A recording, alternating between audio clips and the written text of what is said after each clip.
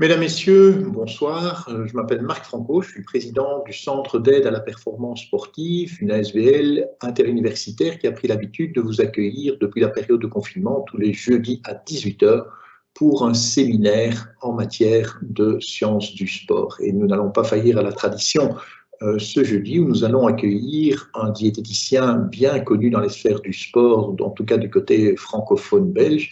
Il s'appelle Serge Pieters. Il a en fait au départ une formation de cuistot à l'école hôtelière pour ensuite poursuivre par un diplôme en diététique à l'Institut Paul Lambin, institut où il enseigne d'ailleurs encore pour l'instant. C'est dire si Serge sait à la fois donner des conseils en matière de diététique, mais c'est lui-même les appliquer et peut vous faire de magnifiques petits plats. Serge a continué sa formation par toute une série d'enseignements complémentaires, ce qui lui a valu une très solide réputation en matière de diététique du sport. Et je suis très heureux d'avoir appris qu'il a été engagé par l'ADEPS il y a quelques mois pour fournir aux athlètes de haut niveau des conseils en matière diététique. Et en ce sens, il vient compléter, je pense, de manière tout à fait harmonieuse les services que nous pouvons rendre au sein du Centre d'aide à la performance sportive. Alors aujourd'hui, Serge va aborder un thème qui est relativement délicat et, soyons très clairs, sur lequel on écrit de temps en temps tout et n'importe quoi, qui est en fait l'immunonutrition. Autrement dit, est-il possible de se prévenir d'une infection comme le Covid, évidemment, c'est de cela dont on parle pour l'instant et auquel on pense évidemment pour l'instant, mais il va essayer de voir cela sous un aspect beaucoup plus général. Donc, est-il possible d'éviter des infections simplement par une bonne nutrition? Et donc, je le remercie vraiment d'une part de consacrer du temps, de consacrer une partie de sa soirée et d'avoir bien sûr préparé tout cela, et surtout d'aborder cette thématique qui est ô combien délicate. Donc, j'ai comme chaque semaine ouvert un forum sur lequel vous pouvez poser vos questions et je me ferai votre porte-parole ou le relais en essayant de synthétiser les questions qui seront apparues sur ce forum une fois que Serge aura terminé son exposé qui durera une bonne trentaine de minutes. Et donc, je lui cède donc maintenant très volontiers la parole. Bonjour à tous. Merci Marc pour cette présentation et effectivement, c'est un plaisir pour moi que de vous parler d'une notion qui m'intéresse beaucoup, mais pas seulement qu'en cette période de Covid-19, c'est notamment la notion d'immunonutrition. Alors, d'autre part, quand pour l'instant je vais sur des sites et que je tape immunité, alimentation et ainsi de suite, j'ai quand même tendance à plutôt essayer de vouloir m'arracher les cheveux, les quelques cheveux qui me restent, parce que j'entends de tout et n'importe quoi. Et beaucoup de personnes se proclament spécialistes de l'alimentation et veulent absolument jouer aux apprentis sorciers en vous garantissant un petit peu tout. Et avant ces périodes, notamment de Covid-19, j'ai déjà lu vraiment des choses aberrantes du style, certains pensent que le fait qu'il y ait plus de mortalité en Italie est lié simplement au fait qu'ils mangent des pâtes au gluten. Ou d'autres, j'ai lu, pensent que les Européens meurent plus vite du Covid parce qu'ils boivent du lait. Ou encore, certains vont essayer de vous vendre au moins 30 compléments alimentaires à prendre tous les jours en large dose, avec bien sûr non pas des réductions de prix, mais une augmentation de prix, pour dire que si vous ne le faites pas, vous allez mourir du Covid. Donc, il y a vraiment des choses assez aberrantes. Alors moi, je n'ai pas envie simplement de parler du Covid, mais bien sûr de vous parler de l'immunité du sportif. Et j'ai envie de vous illustrer ça par cette situation-ci. C'est le sportif. Prenons par exemple quelqu'un qui pratique l'Ironman. Rappelez-vous, l'Ironman, 3 km 800 natation, 180 km à vélo et 42 km de marathon. Et qu'est-ce qui se passe? Et là, maintenant, en ces périodes de Covid, vous allez mieux comprendre, c'est que pendant son effort, il va avoir une diminution notamment de son immunité. En fait, son immunité va s'adapter, changer. Et surtout, au terme de la compétition, au terme de la course, plus l'effort est long, plus l'effort est intense, plus on va voir qu'il y a une sorte de dépression dans son immunité. Et il va approcher notamment ces centaines ou ces milliers de personnes qui sont peut-être porteurs de bactéries, de virus, alors que lui est en état de diminution de son immunité. Que va-t-il se passer? Mais il va certainement rentrer chez lui et quelques jours après, bien sûr, il va peut-être avoir une infection plutôt respiratoire, une rhinite, un rhume ou éventuellement quelque chose d'un peu plus important. Il va bien sûr devoir lever un peu le pied et progressivement, il veut essayer de reprendre la compétition et bien souvent, on va constater qu'il a un taux d'infection plus élevé que les autres et c'est lié notamment à cette proximité et cette dépression, notamment du système immunitaire. Alors, le système immunitaire, je ne vais pas faire un cours parce que c'est beaucoup trop complexe et ce n'est pas le cadre de cet exposé, mais c'est un petit peu dire que le système immunitaire, c'est un petit peu comme ce château fort que l'on veut protéger, c'est notre corps. Et pour ça, on va avoir différentes lignes de défense. Nous avons d'abord une ligne de défense qui est simplement cette ligne qui est liée au relief, éventuellement au mur que nous avons établi. Et ça, c'est peut-être l'immunité naturelle. C'est notre barrière physique, c'est simplement notre peau qui nous protège des éléments extérieurs. Nous avons également des éléments chimiques, notamment l'acidité de notre estomac, qui nous protège aussi de toute une série de bactéries. Et puis, nous avons également les fameux globules blancs qui vont avoir cette capacité à englober, phagocyter notamment, justement, toute une série de virus et de bactéries. Mais nous avons également une immunité adaptative. Et cette immunité adaptative, elle, c'est plutôt, prenons ces soldats qui voient un petit peu ce qui se trame, ils voient qu'ils prennent des échelles et qu'ils veulent monter au moyen de ces échelles, qu'ils ont des arbalètes, et ils vont adapter leur système de défense en fonction de l'attaque prévue. Et surtout, si en plus ils savent qu'ils ont généralement tendance à utiliser une attaque particulière, mais ils vont par expérience pouvoir expérimenter justement ce qui fonctionne et ce qui ne fonctionne pas. Ça, c'est notre immunité adaptative. Et donc, elle nécessite la reconnaissance préalable de certains antigènes. Alors, on va vous parler d'immunité, mais malheureusement, j'ai déjà quelque chose à vous dire, que pour la plupart d'entre nous, c'est déjà un peu trop tard, parce que l'immunité débute à votre naissance. Et on sait très bien que si vous avez déjà eu l'occasion de naître par les voies naturelles, vous aurez généralement une meilleure immunité que si vous êtes né par césarienne. Donc tout se joue dès les premiers instants et j'aurais tendance à vous montrer toute une série d'éléments, mais ce n'est pas le cadre. Vraiment, tout ce qui se passe au moment de la naissance, les premiers types d'alimentation et l'alimentation pendant la petite enfance est essentiel pour l'immunité que vous allez avoir toute votre vie. Alors je vous ai dit, l'immunité c'est complexe. Et voilà, on pourrait aborder tout ceci, mais je n'ai absolument pas envie d'être pompeux dans cette information, ni d'être lourd. Il vaut mieux essayer de comprendre les simples choses que sont l'immunonutrition. Alors l'immunonutrition n'est pas quelque chose de récent. En fait, en 1968, déjà, l'OMS avait édité une monographie pour montrer justement la relation entre l'alimentation et l'infection. Et quand vous regardez notamment ce petit enfant africain, mais effectivement, on voit qu'il est en malnutrition en protéines et en énergie, et ces enfants ont un taux d'infection beaucoup plus élevé que ceux que nous rencontrons en Europe, avec bien sûr un taux de mortalité plus élevé. Et finalement, on s'intéresse à l'immunonutrition parce qu'il y a une définition qui a été donnée ici en 2009. L'immunonutrition, c'est la capacité que nous avons de moduler notre système immunitaire par notamment la prise d'aliments ou de certains nutriments, parfois en quantité supérieure à celle normalement rencontrée dans l'alimentation. Alors, si en 1968 on s'intéressait déjà à l'immunonutrition, en Belgique, et notamment dans les pays industrialisés, on a plutôt vu un intérêt sur l'immunonutrition, notamment chez la personne âgée. On a beaucoup de publications, notamment aussi sur la problématique des opérations dans le cadre de cancer, et notamment, il y a tout un pendant de la littérature qui va intéresser notamment toutes les maladies de civilisation, les maladies chroniques, telles que notamment l'obésité, le diabète de type 2, le syndrome métabolique, et ainsi de suite. Et c'est là qu'on va déjà faire une comparaison, c'est que ces quatre populations-là sont également les populations les plus à risque, notamment dans cette période de SARS-CoV-2, c'est-à-dire actuellement pour éviter justement cette infection au Covid-19. Pour le sportif, la littérature est beaucoup plus récente. j'aurais tendance à dire que finalement, on s'est vraiment intéressé à l'immunonutrition et des applications chez le sportif il n'y a à peu près qu'une quinzaine d'années. Et encore, certaines références sont beaucoup plus récentes, donc effectivement, on commence beaucoup à s'y intéresser. Peut-être maintenant, suite à cette situation de pandémie, on voit également que beaucoup d'auteurs ont envie de publier sur ce domaine-là, mais effectivement, c'est quand même une donnée encore assez récente. Et donc, pour l'instant, il n'y a pas encore réellement de consensus bien établi, et il y a surtout beaucoup de points d'interrogation avant de vouloir conseiller toute une série de choses. C'est ce que nous allons voir au cours de cet exposé.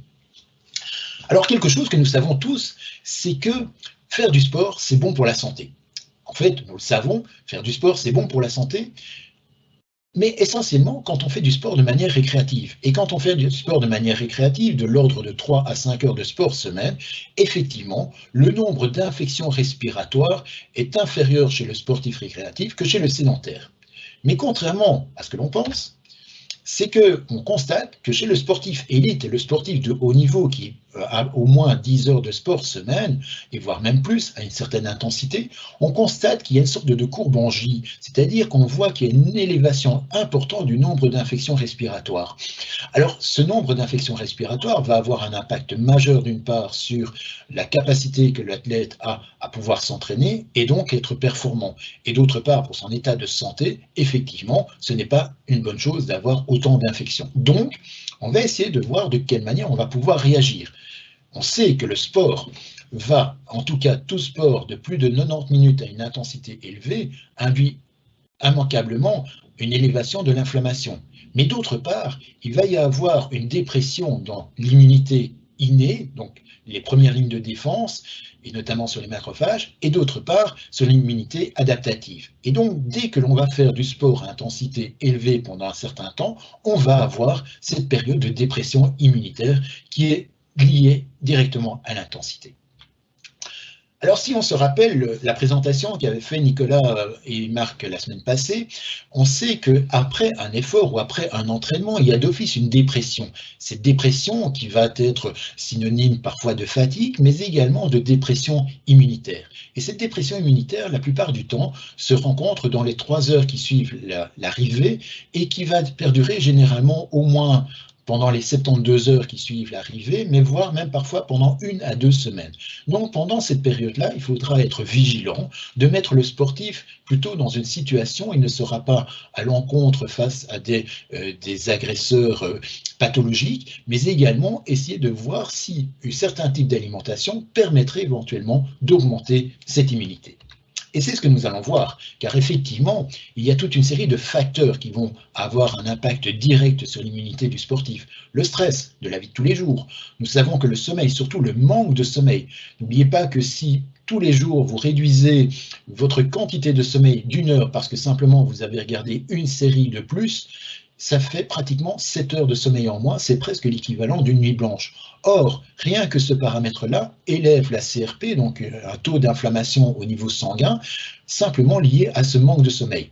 On va avoir les conditions extrêmes, les sportifs qui voyagent beaucoup et qui sont soumis à ce qu'on appelle les décalages horaires vont également avoir un impact majeur sur l'immunité. Mais nous, ce qui va nous intéresser ici, ce sont les habitudes alimentaires, les bonnes et les moins bonnes habitudes alimentaires à avoir. Alors, la première chose qui est remarquée dans toutes les études et dans toutes les situations, c'est que quand on ne mange pas assez de calories, c'est-à-dire que l'on mange pas suffisamment de calories par rapport à ce que l'on dépense, on va avoir un déficit énergétique. Et ce déficit énergétique est actuellement, avant on parlait de la triade de l'athlète féminine, qui prenait en compte notamment la diminution des apports alimentaires, avec une réduction notamment des règles et une atteinte avec une ostéoporose au niveau des os. Mais maintenant, on rencontre, et depuis quelques années, on a ce qu'on appelle une autre définition, qui est le déficit énergétique chez le sportif, en anglais, qu'on appelle REDS. Et cela va avoir un impact majeur sur toute une série de systèmes, et notamment sur le système immunitaire. Alors avant, on parlait de la triade de l'athlète féminine, maintenant, le REDS se rencontre dans tous les sports, et notamment chez les garçons également. Et on a des cas, par exemple, de joueurs de football masculins qui sont dans des déficits énergétiques importants, qui vont avoir effectivement un déficit au niveau immunitaire.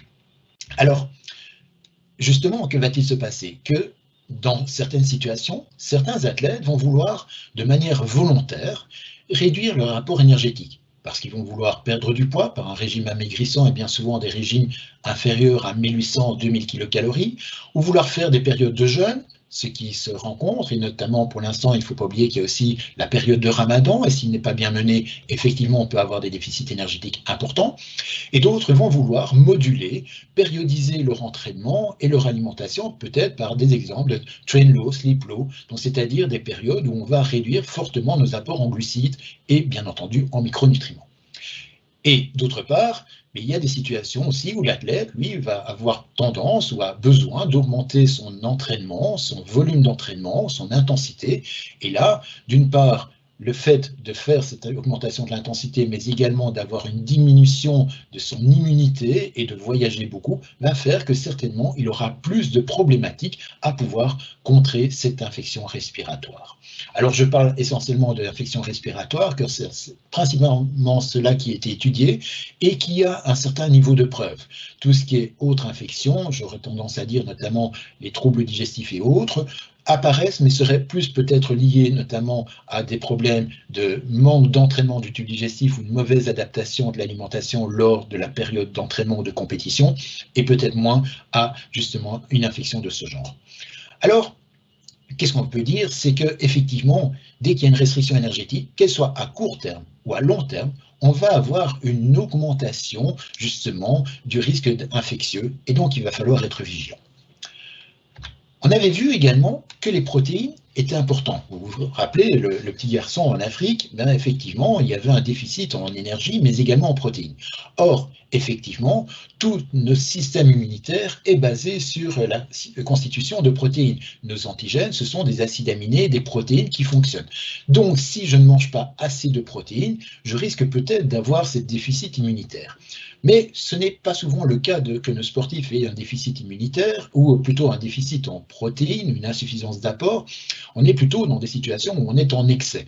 Alors on peut se poser la question, est-ce qu'un excès de protéines ou des apports de plus de 2 fois les recommandations pour le sédentaire permettent-elles de limiter et de diminuer l'inflammation? Actuellement pas. Il n'y a pas de fondement scientifique, donc il n'est pas nécessaire de vouloir augmenter les apports en protéines.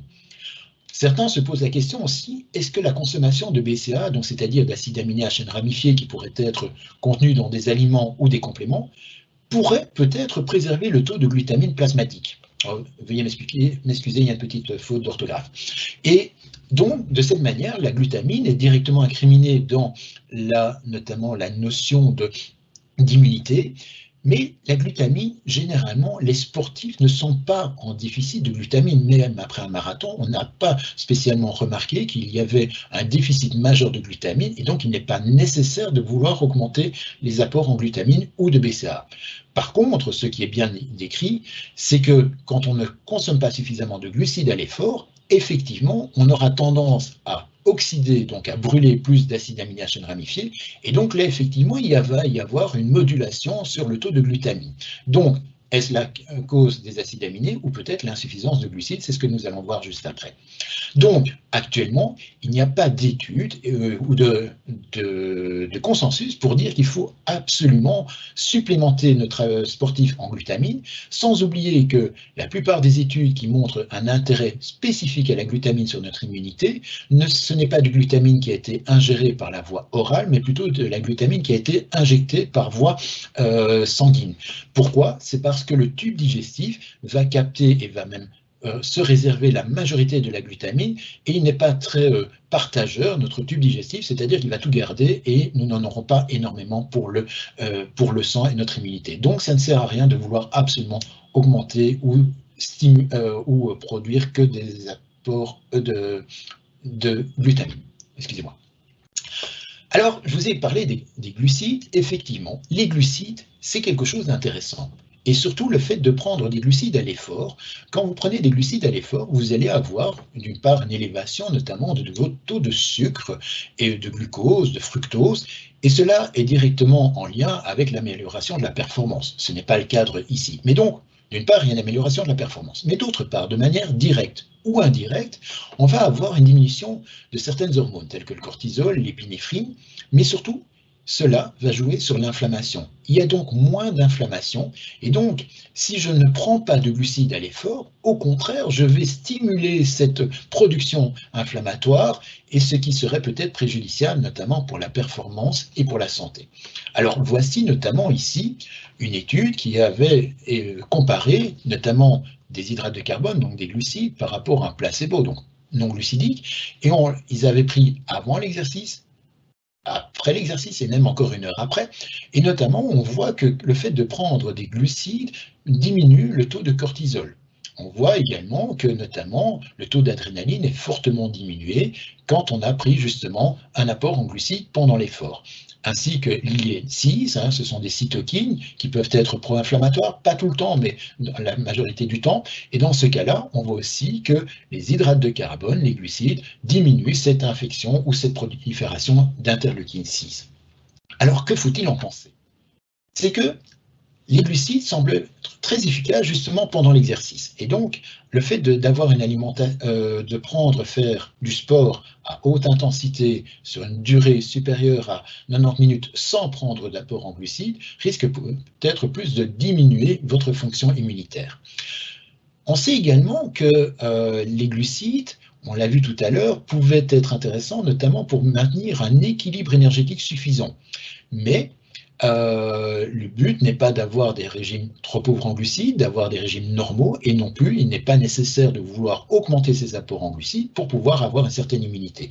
Les recommandations par rapport aux boissons qui sont recommandées, c'est-à-dire généralement pour à partir d'une heure, 30 à 60 grammes de glucides par heure, et pour les efforts de plus de 2h30, de monter entre 60 et 90 grammes de glucides par heure sont totalement suffisants et donc il n'y a pas de besoin d'avoir une complémentation particulière en glucides. Est-ce que les lipides peuvent nous aider? Alors les lipides vont avoir un impact différent en fonction de l'origine. Quand vous prenez par exemple des acides gras saturés, c'est-à-dire les acides gras que vous allez trouver dans la viande, dans les produits laitiers, dans les plats préparés, tout ce qui est notamment à base d'huile de coco, d'huile de palme, ou notamment tout ce qui est à base d'oméga 6, tel que par exemple l'huile de tournesol ou d'acide arachidonique, là on a vraiment démontré un effet immunodépresseur. Et donc ces acides gras-là sont ceux qu'il va falloir limiter. À l'inverse, quand on prend notamment ce qu'on appelle les EPA et DHA, alors ce sont des acronymes un peu compliqués pour dire acides gras à longue chaîne, mais d'origine oméga 3, et que l'on va retrouver notamment dans les poissons gras tels que le saumon, le maquereau, les sardines, l'anchois et ainsi de suite, ou la truie, mais cela permet justement de diminuer l'inflammation induite par l'exercice et la douleur musculaire.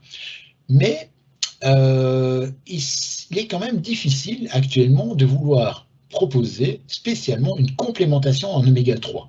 D'une part, parce qu'il est préférable d'avoir ces oméga 3 sous forme d'origine alimentaire, et donc principalement sous forme de poissons gras. On peut penser éventuellement, certains vont penser notamment aux oméga 3 qui seraient d'origine végétale, dans l'huile de colza, l'huile de noix, l'huile de lin, l'huile de caméline. Ces oméga 3, n'oubliez pas, ont besoin d'avoir une machinerie enzymatique particulière pour pouvoir se transformer en acides gras EPA et DHA, et que cette machinerie ne fonctionne qu'au maximum qu'à 5% d'efficacité, donc elle est quand même déficiente, et que dans les compléments alimentaires, on a constaté aussi, comme pour toute une série de choses, que quand on prend trop d'oméga 3 ou trop de substances anti-inflammatoires, finalement, elles ont plutôt un effet inverse qui peuvent se transformer en effet pro-inflammatoire. Donc, attention à vouloir absolument complémenter notre alimentation uniquement sous forme d'oméga 3. Il y a d'autre part quelque chose qui est très intéressant. Et à nouveau, c'est sous forme d'alimentation. J'ai illustré ici par une photo remplie de fruits et de légumes avec une belle coloration. Et en fait, dans tous ces fruits et ces légumes, et surtout ceux qui ont mûri au soleil, qui ont eu la capacité donc de se protéger du soleil, des rayons du soleil, vont produire des couleurs particulières. Et chaque couleur que vous rencontrez dans ces fruits et ces légumes signifie qu'il y a une richesse importante en polyphénol ou en autres substances antioxydantes. Car la plante veut se protéger du soleil, et quand on va consommer cette plante, on va manger justement ces éléments protecteurs. On estime qu'il y a à peu près l'équivalent de 26 000 substances protectrices dans les fruits et les légumes, donc on a vraiment de quoi faire. Et d'où l'intérêt de varier notre alimentation, d'avoir une alimentation, ce qu'on appelle l'arc-en-ciel de couleurs dans notre assiette, c'est vraiment l'idéal. Pourquoi cela? Parce qu'effectivement, ça va aider notre corps à avoir une capacité oxydative, et on sait que notamment les macrophages, donc les globules blancs, pour pouvoir phagocyter les éléments, ont besoin de produire des substances oxygénées. On sait également que cela va augmenter notre défense vis-à-vis des virus, et notamment aussi créer un bien-être au niveau intestinal, c'est tout ce qu'on appelle notre microbiote intestinal. Donc, ces antioxydants que l'on va contenir, que l'on va retrouver dans ces fruits et légumes, sont vraiment quelque chose d'indispensable. Et comme pour le sportif, les dernières recommandations sont de consommer au moins 500 grammes de fruits et de légumes par jour, si possible en variant également les légumes crus, les légumes cuits et les fruits et les potages. Alors que, par contre, les extraits, pour l'instant, la situation, selon la littérature, sont plutôt réservés peut-être pour des périodes d'entraînement intensif ou après une compétition. Je reviens néanmoins sur la notion de période d'entraînement intensif. On n'oublie pas que de temps en temps, on a besoin d'avoir une adaptation au niveau des gènes et que l'entraînement doit pouvoir justement stimuler ces gènes et favoriser notamment la récupération, l'adaptation. C'est ça le rôle de l'entraînement. Si on donne trop d'extraits de type notamment polyphénol ou éventuellement certains antioxydants ou autres substances du genre, on risque parfois de diminuer cette capacité que le corps a à s'adapter, et donc finalement, lors de la compétition, quand il en aura besoin, ne sera pas à même de pouvoir lutter à cela. Alors, ces aliments qui amènent notamment ici ces substances, ces polyphénols, mais voici un travail qui avait été fait où ils avaient comparé notamment ici, dans ce cas-ci, pour la CRP, un élément placebo, de la quercétine, qui est un antioxydant, un polyphénol qu'on va retrouver notamment dans les oignons, dans les pommes, dans le thé, dans le raisin rouge, le vin, l'ail et tout ça, ou un cocktail d'aliments qui contenait notamment tous ces aliments riches en quercétine. Et qu'est-ce que l'on constate? C'est que finalement, ce qui est plus efficace, ce n'est pas la quercétine toute seule, mais c'est ce cocktail d'aliments qui permet de diminuer, en tout cas après même 3 jours d'exercice, ce taux de CRP. Et pourquoi? C'est parce que finalement, ce n'est pas uniquement la quercétine, mais comme je vous l'ai dit, c'est l'ensemble des polyphénols, et il y en a 26 000 dans notre alimentation. C'est ça qui est finalement plus efficace que de vouloir prendre simplement un élément isolé. Alors, qu'en est-il d'autres éléments? Et notamment les micronutriments. Les micronutriments et l'humidité, mais il y en a toute une série. On va dire ici, il y a bien sûr le zinc, le sélénium, le fer, le cuivre, on va revenir là-dessus, mais ce qu'on constate, c'est que quand on fait une prise de sang et un contrôle de l'alimentation, les gens qui ont eu un déficit en zinc, en fer, en cuivre, en sélénium ou magnésium, ou en vitamine A, E, acide folique, donc la B9, la B6, la B12, eh bien, ont finalement moins de résistance aux infections. Donc, il sera peut-être important de se poser la question sur certains de ces éléments. Le premier que j'ai envie de citer, c'est peut-être le zinc. Le zinc, on n'en parle pas beaucoup, parce que généralement, il n'y a pas souvent d'insuffisance en zinc. Mais le zinc est essentiel c'est un immunonutriment indispensable. Il intervient dans toute une série de réactions et notamment des fonctions immunitaires, mais également notamment lors de l'infection, il va y avoir une division rapide, notamment de nos cellules immunitaires, et pour pouvoir avoir cette réplication, on a besoin notamment de zinc. Ce qui veut dire aussi que le zinc va être généralement détourné un petit peu d'autres fonctions et va se focaliser à certains endroits bien précis de l'organisme, et ce que l'on a certainement entendu, vous avez tous entendu pour l'instant le Covid-19, un des symptômes, c'est parfois une diminution importante de l'aspect gustatif et olfactif. Or, nous savons que justement un déficit en zinc peut avoir directement comme symptôme une dysgeusie ou une agueusie, et donc généralement on peut penser que les apports en zinc sont intéressants.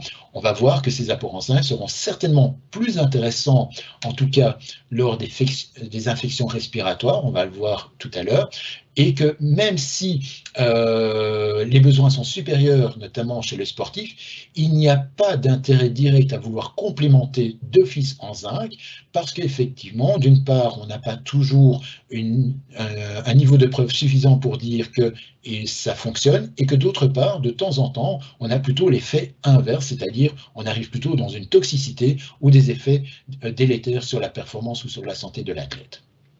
Donc voici certains éléments. Ce sont les seuls qui sont cités dans la littérature, mais vous voyez par exemple le sélénium manganèse, il n'y a pas de recommandation. Pour le fer, uniquement ceux qui ont des déficiences en fer. Et pour le magnésium, là peut-être qu'il y a un intérêt parce que le magnésium, on sait que la population belge est bien souvent en insuffisance d'apport. On a une consommation principalement carencée par des produits ultra transformés, raffinés. Donc effectivement, le magnésium est important.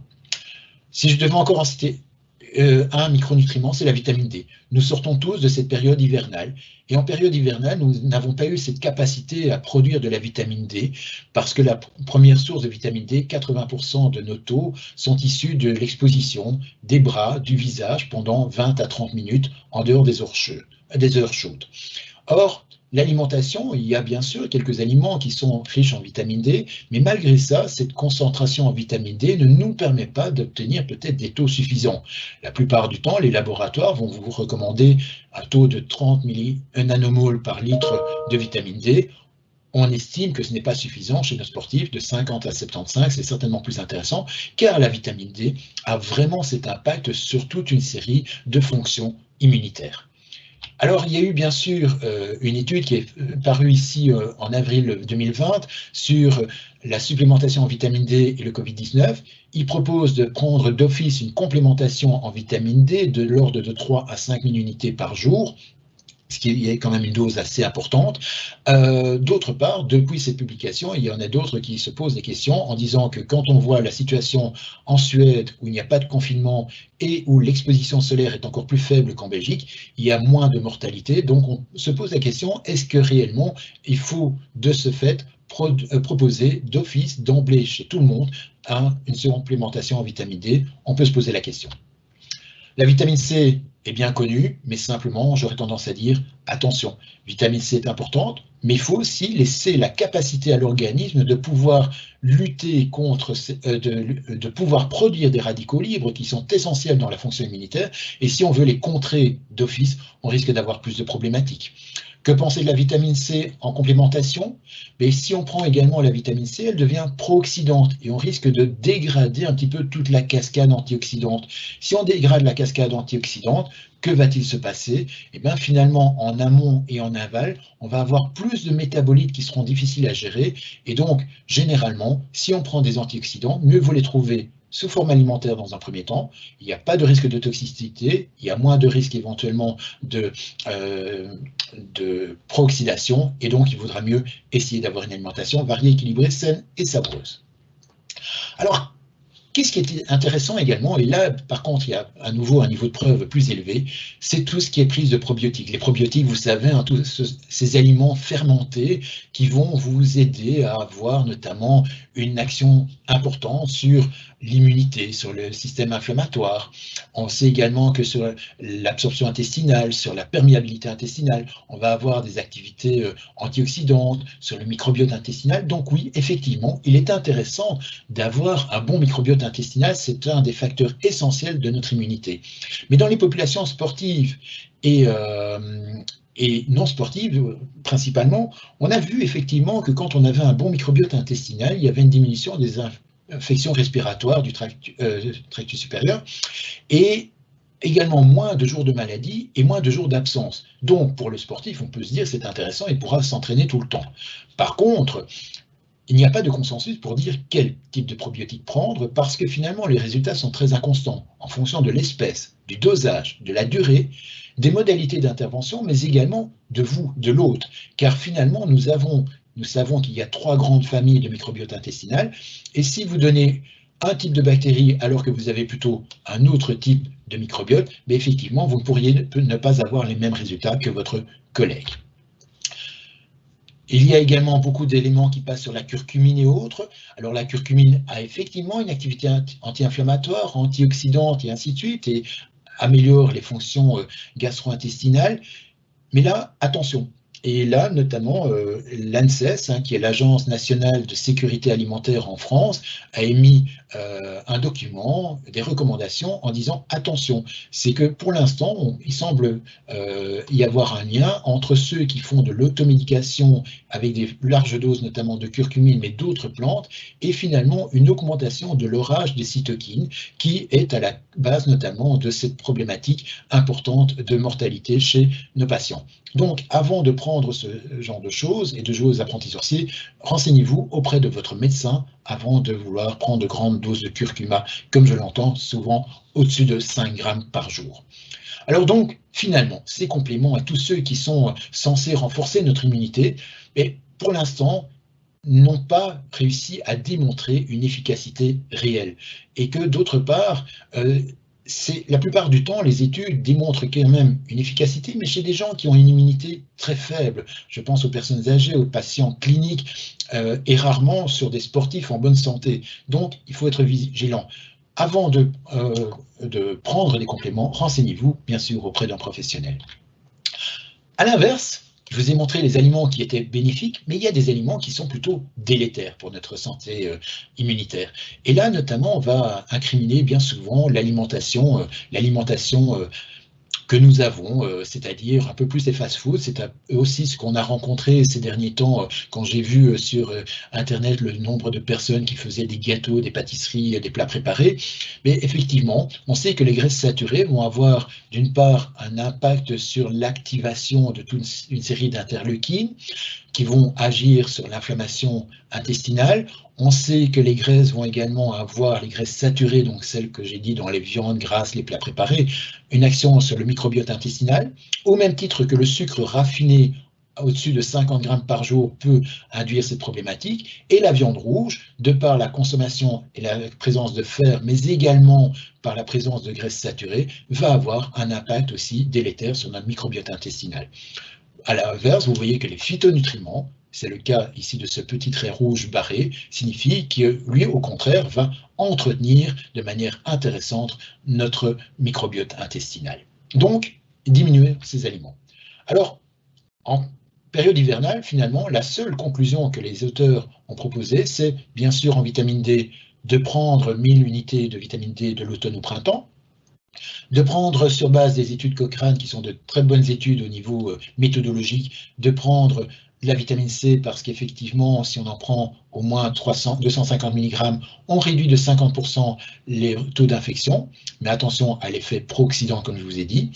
On voit que les probiotiques, effectivement, permettent de diminuer les infections respiratoires, et uniquement les infections respiratoires, mais surtout avec un raccourcissement de l'infection de 2 jours. Par contre, en cas d'infection, il propose de prendre de l'acétate de zinc, et donc ça, ce sont de larges doses de zinc, pour pouvoir contrer justement dès le début, mais j'insiste dans les 24 premières heures, à justement ce besoin important accru de zinc. Par contre, au niveau de la vitamine C, ça ne permet pas de diminuer l'infection respiratoire. Donc, en conclusion, c'est d'adapter nos apports alimentaires, c'est de manger suffisamment de calories, pas trop, et si on fait un régime hypocalorique, bien veiller à ce qu'on ait un équilibre suffisant entre les macro- et micronutriments.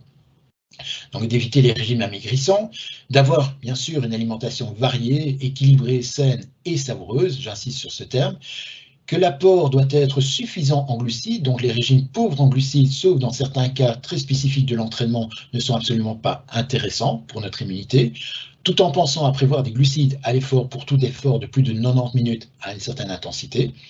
On va assurer un apport adéquat suffisant en protéines, donc c'est-à-dire pas trop peu, pas simplement les besoins recommandés pour la population générale quand on est sportif, mais pas non plus d'excès. Et d'autre part, on prend de la vitamine D de manière régulière, en tout cas pour la période hivernale. Sans oublier les poissons gras et notamment une alimentation riche en pré-probiotiques pour notre microbiote intestinal. En cas d'infection respiratoire, on va penser à prendre du zinc, donc renseignez-vous auprès de votre médecin dès ce moment-là. Et d'autre part, peut-être de prendre des probiotiques, effectivement, quand on est sujet aux maladies infectieuses et notamment quand on voyage beaucoup.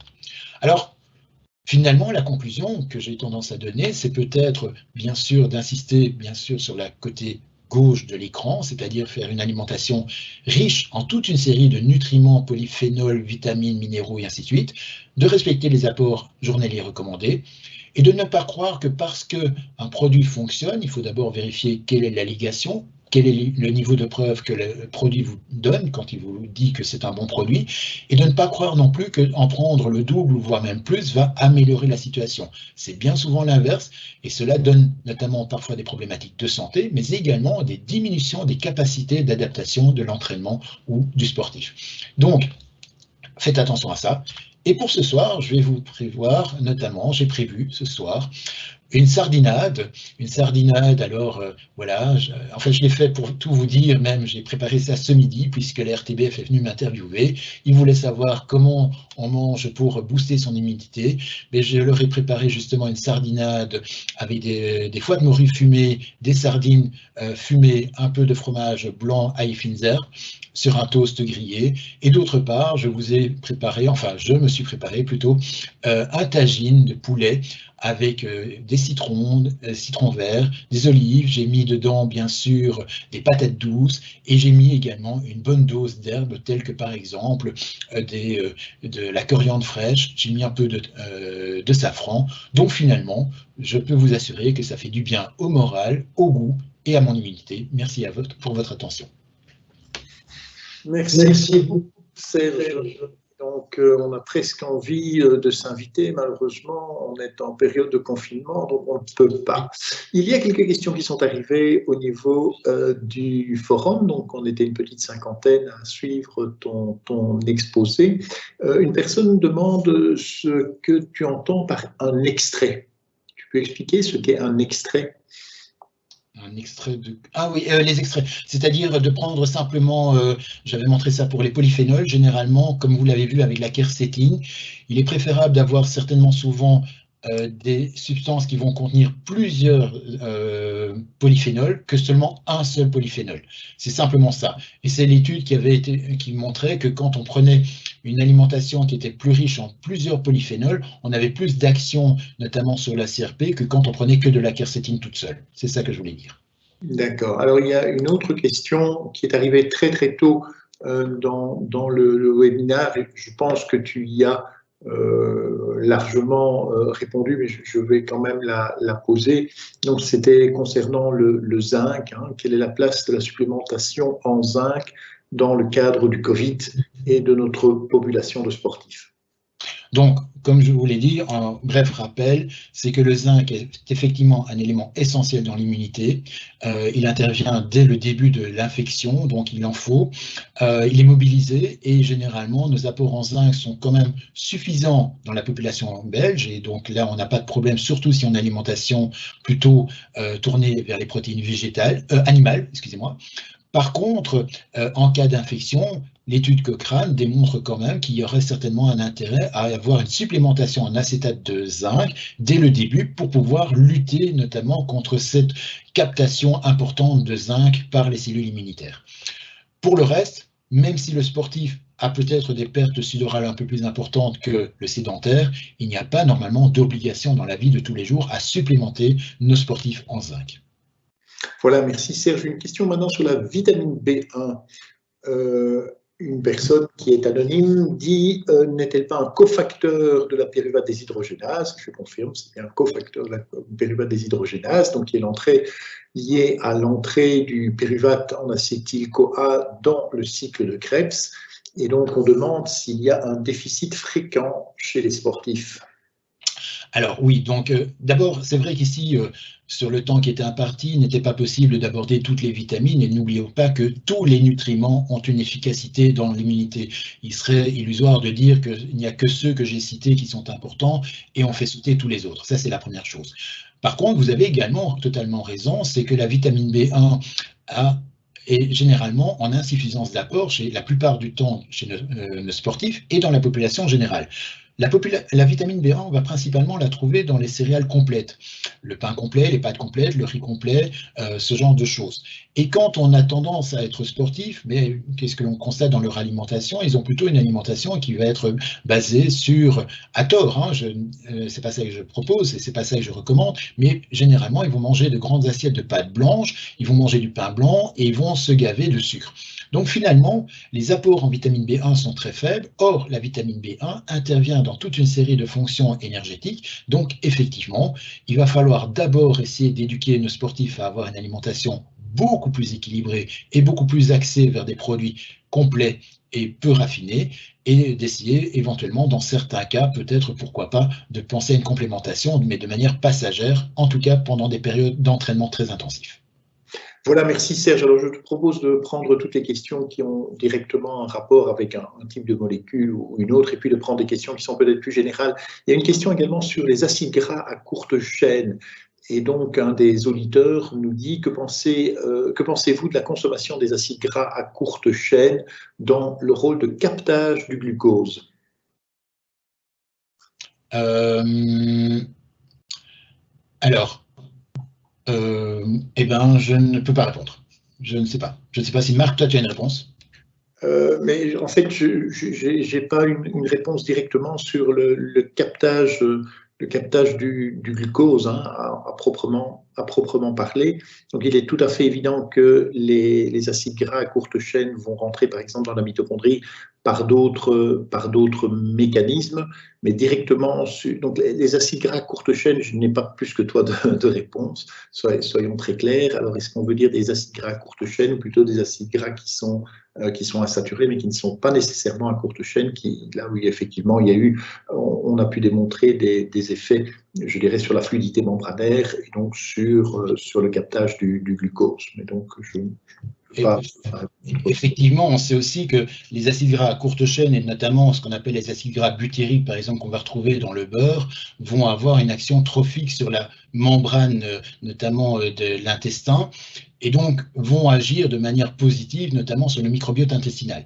Mais à part ça, effectivement, je n'ai pas de réponse à vous donner plus précise. Donc, tout dépend où on va capter le glucose. Hein. Si on capte le glucose au niveau du muscle, enfin, c'est un peu l'impression que j'avais que la question sous-entendait. Voilà, en tout cas, merci pour la question à laquelle on a pu répondre, pas tout à fait complètement, on en est bien conscient. Alors peut-être de manière plus générale maintenant, mais je vois encore qu'il y a d'autres questions qui sont arrivées, je vais en prendre note. On demande donc sur les différents paramètres qui ont été présentés, y a-t-il une plus-value à manger des aliments qui viennent de l'agriculture biologique? Oui et non. Actuellement, il n'y a pas réellement d'études qui permettent de démontrer que l'alimentation biologique permet d'améliorer la qualité nutritionnelle des personnes. Il n'y a qu'une seule étude qui a été faite dans ce sens-là, et autrement, c'est très compliqué. Par contre, il y a vraiment des éléments de preuve pour dire que si je mange une alimentation, qu'elle soit biologique ou pas biologique, mais qui soit riche en fruits et en légumes à maturité, là, j'ai vraiment un bénéfice pour ma santé par rapport à la consommation ou la faible consommation de fruits et de légumes par jour.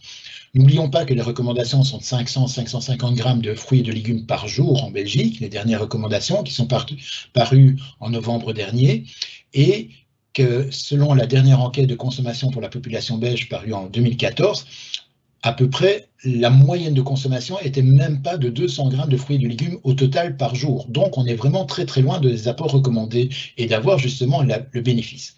Alors j'aimerais pouvoir croire effectivement, et c'est ce que je crois, que l'alimentation biologique est certainement plus intéressante, mais il y a un autre paramètre, c'est que parfois c'est pas le fait que ce soit l'alimentation intensive ou biologique, c'est de voir aussi à quel moment le produit a été cueilli, le produit a été retiré de la terre. Et si on est généralement dans des circuits courts, on sait que généralement on va garder le fruit ou le légume beaucoup plus longtemps à une exposition solaire, et c'est notamment dans les derniers jours de sa maturité qu'il va être capable de stocker le maximum d'éléments nutritifs et de polyphénols et autres. Alors maintenant, entre cela, il y a toujours un débat par rapport au vrai bio et au faux bio. Effectivement, je pense que manger quelque chose d'une alimentation biologique, mais en tout cas raisonnée, sur des circuits courts et des produits de saison, c'est toujours l'idéal. On te demande aussi ce que tu penses du Nutri-Score. Le Nutri-Score. Alors, le Nutri-Score est un label qui va permettre de classifier des aliments entre eux, et qui est finalement pas si bien compris par la population générale parce que finalement il a été largué et sans tout comprendre. Ce Nutri-Score, il est basé sur un calcul qui va tenir compte notamment d'éléments positifs, tels que la consommation de fibres, de fruits, de légumes, et d'autre part des éléments négatifs dans le produit, tels que notamment l'apport énergétique, la teneur en graisse, la teneur en sucre ou la teneur en sel. Et suite à ça, on va, sur base de ce calcul, pouvoir dire si l'aliment est plutôt un Nutri-Score A, B, C, D ou E. Par contre, il ne prend pas compte de toute une série d'autres éléments. On a parlé de l'alimentation biologique, il n'en tient pas compte. Il ne tient pas compte non plus de la notion peut-être d'additifs alimentaires. Donc, on pourrait éventuellement avoir un produit qui serait A, mais qui serait bourré d'additifs alimentaires, alors qu'on aurait tendance à dire que ce n'est peut-être pas spécialement une bonne idée. Ça, c'est une première chose. L'autre chose, c'est que beaucoup de gens ont tendance à comparer différents produits, mais qui ont des profils totalement différents. Exemple, il y en a qui vont comparer, par exemple, de l'huile d'olive, dont finalement le Nutri-Score n'est pas très bon, simplement parce que c'est gras et parce que c'est calorique, par rapport à peut-être une lasagne ou une pizza. Alors, j'ai pas dit, il existe des pizzas classées B, mais la pizza B ne veut pas dire qu'elle est meilleure que l'huile d'olive. C'est simplement pour dire que parmi toutes les pizzas, dans la même famille, il sera préférable certainement de choisir une pizza qui sera A ou B, plutôt qu'une pizza qui serait peut-être très riche en graisse, très riche en sel, très pauvre en légumes, et qui serait peut-être un D ou un E. Donc attention à ne pas vouloir comparer des aliments qui sont tout à fait différents. Mais donc, si vous êtes maintenant dans des rayons de grande surface et que vous voulez comparer différentes céréales petit déjeuner ou différents mueslis, peut-être choisir celui qui est plutôt vers le A ou le B, c'est-à-dire certainement qui sera moins sucré que l'autre. Mais ce n'est qu'une information complémentaire. Cela n'empêche de toujours vouloir essayer de lire peut-être la composition nutritionnelle et peut-être la liste des ingrédients, en se rappelant que la liste des ingrédients, l'aliment principal est toujours placé en premier, et donc par ordre décroissant, on peut voir. Donc si je prends un produit type un jus de fruits, où il serait marqué eau, jus de fruits, sucre, ou eau, sucre, jus de fruits, mais je préfère plutôt prendre eau, jus de fruits, sucre, parce que je sais que j'aurai plus de jus que de sucre, alors que dans l'autre cas, ce sera finalement plus de sucre que de jus. Voilà, nous avons encore toute une série de questions qui viennent d'arriver. Et donc, je propose que nous interrompions maintenant les questions. Donc, je vais juste poser à Serge celles qui sont déjà arrivées, mais comme ça nous permettra de terminer à l'heure, comme on essaye de le faire chaque fois. Alors, Yuri te demande plutôt ce que tu penses des produits qu'on voit beaucoup en ce moment, comme Herbalife. Ah oui, bon, ben, si je dois dire, bon, d'abord, j'ai pas de conflit d'intérêt, donc je peux dire ce que je veux. Mais justement, je trouve que ces produits, d'une part, ne sont pas spécialement de bons produits. Je trouve également que le marketing est souvent mal fait et donc trompeur, et que d'autre part, les personnes qui se disent coach, Herbalife et ainsi de suite n'ont généralement pas de qualification professionnelle ou de reconnaissance vis-à-vis de cela. Et donc, j'ai déjà eu l'occasion d'être confronté quelquefois, je vais vous donner simplement une petite anecdote. J'étais dans une grande surface, il y a un garçon qui vient me voir en disant « Voilà, je pense que vous faites du sport, monsieur ». Je dis « Oui, vous avez déjà rencontré un coach alimentaire ?» Je dis « Non, ça je n'ai jamais rencontré ». Et puis il me dit « Mais venez voir, je vais vous montrer quelque chose ». Il me présente des produits. Et puis à un certain moment, il me dit, vous avez des questions. Alors, sur la boisson, ben, je leur ai posé, tiens, quel est l'impact de cette boisson, notamment sur les transporteurs SGLT1 et GLUT5 au niveau intestinal par rapport à ce qu'ils proposent, et ainsi de suite. Et il m'a dit, je ne comprends pas ce que vous posez comme question, vous avez l'air de vous y connaître. Je dis oui, effectivement.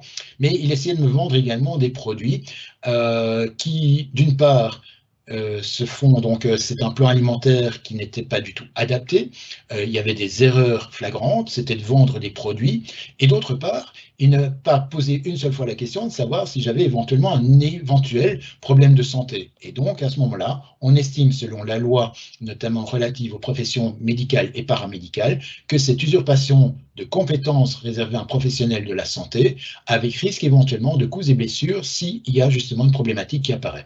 Donc, par rapport à ça, effectivement, je ne suis pas très pro pour ces produits-là. Je n'ai pas dit que tous les produits sont mauvais. Maintenant, comme pour tout, il faut apprendre à analyser le produit, avoir un esprit critique. Et si vous n'avez pas peut-être toutes les connaissances, n'hésitez pas à poser les questions à un professionnel de la santé qui, lui, va pouvoir vous répondre effectivement sur cette base-là, si ce produit est indiqué ou pas, ou dans quelle modalité éventuellement on pourrait parfois utiliser tel ou tel produit. Voilà.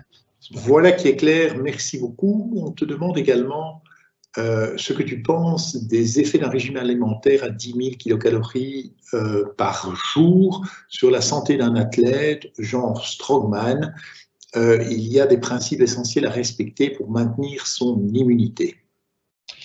Oui, alors oui, effectivement, donc bon, pour l'instant, on a plutôt, et effectivement, dans la littérature, on parle plutôt des déficits alimentaires sur la santé. On voit également que parfois certains régimes, notamment les régimes, comme on a montré, qui seraient très riches en graisses, en protéines et autres, auraient peut-être tendance à bousculer le système immunitaire, mais dans un sens négatif. Donc, dans ce cas-là, les régimes à 10 000 kilocalories, il faut toujours voir comment ils ont été faits.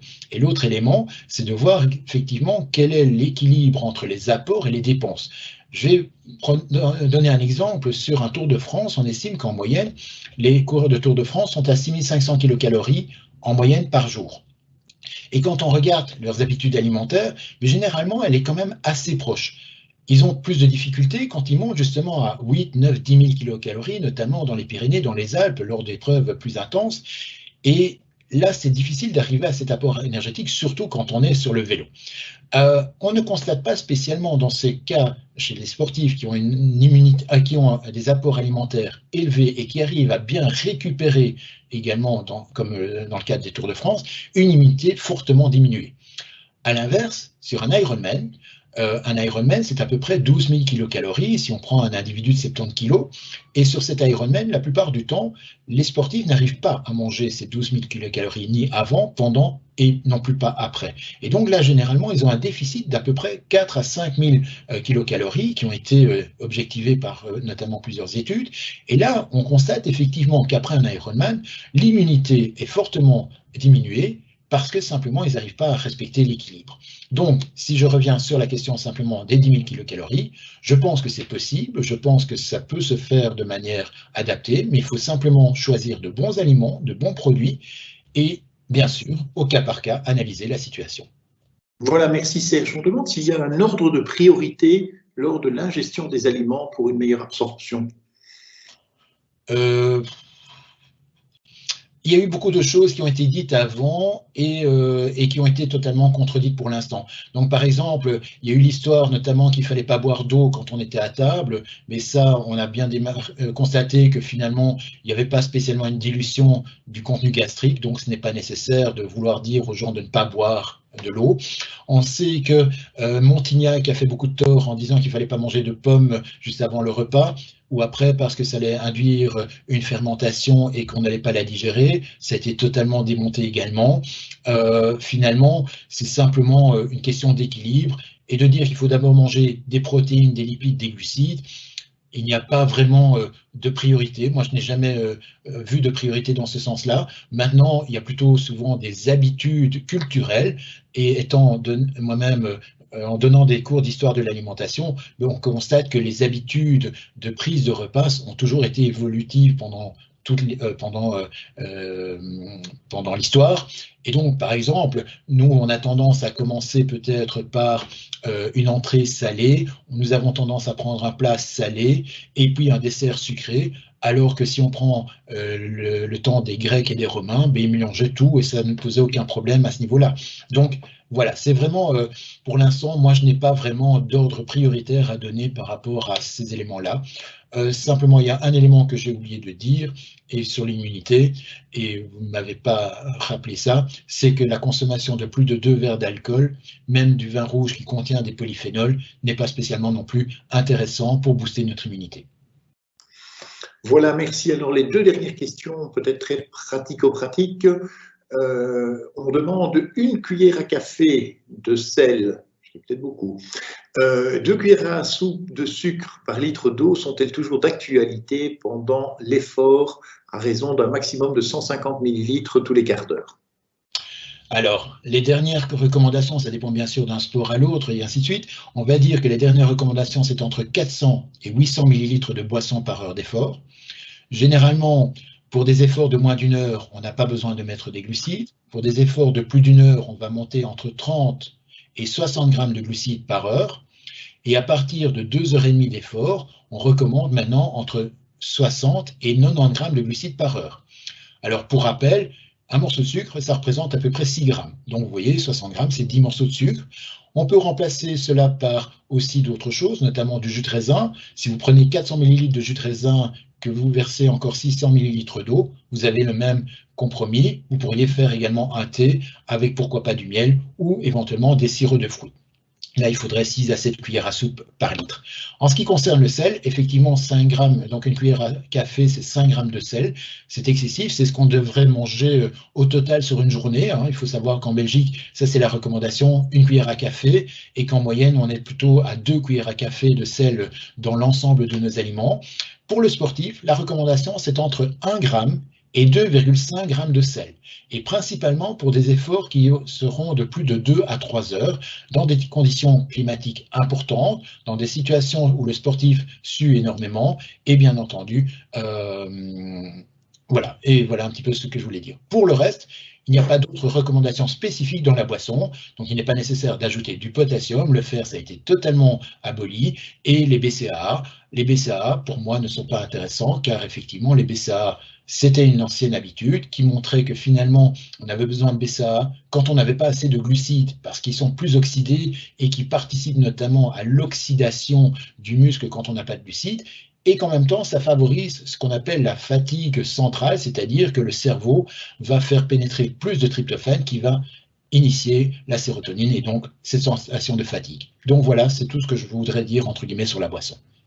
Voilà, alors la dernière qui va être difficile sans faire de publicité, parce qu'on te demande carrément quel type d'aliment de boisson commercial tu conseillerais pour un apport en glucides avant une séance de sport de 1h à 1h30.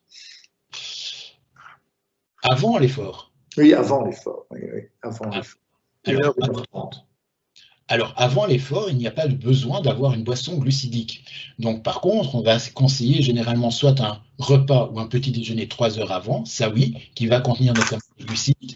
Et par contre, si on veut éventuellement avoir ce qu'on appelle une boisson d'attente, c'est-à-dire une boisson qui va nous permettre d'apporter un petit peu de sucre, mais sans en apporter trop, pour éviter éventuellement parfois une élévation trop importante de la glycémie, ou dans certains cas, mais c'est souvent plus une croyance qu'une réalité, c'est l'hypoglycémie réactionnelle, surtout si on a pris un repas dans les 2 à 3 heures qui précèdent. L'hypoglycémie réactionnelle est moins fréquente qu'on ne le croit.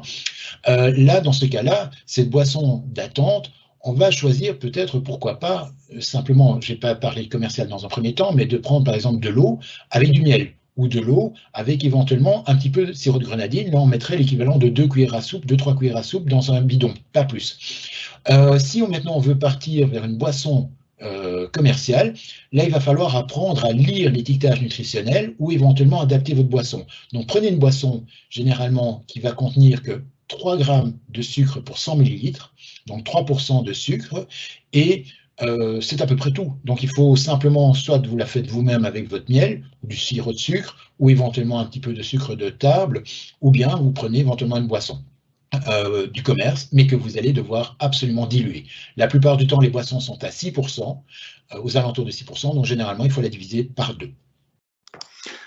Voilà, eh bien, merci beaucoup Serge pour cet exposé qui était vraiment très, très riche.